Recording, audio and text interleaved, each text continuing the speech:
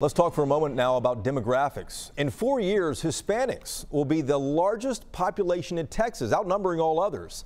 Are there political implications? You bet. But there is one drag on this statistic. Latinos just don't vote like other populations do.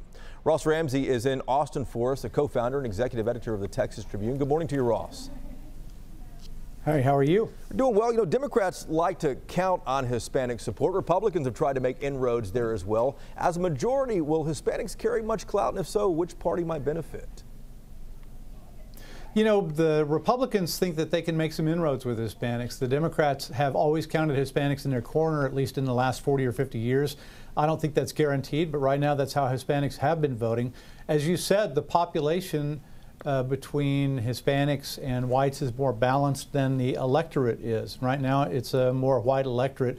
If that changes with the population, it'll certainly change the state's politics. I want to switch off for a moment now and talk about national conventions, political conventions as well too. Everyone was talking not too long ago about no one wanted the RNC, but Houston is on the short list now for the Democratic National Convention for 2020. Is Houston going all out for this? They are going all out for it. The last convention there was in 1992, and the Republicans were in the old Astrodome. Sylvester Turner, the mayor, has the city in the last three that are vying for the July 2020 Democratic Convention, and he says he'll also bid for the 2024 Republican Convention. Houston wants to be on the map.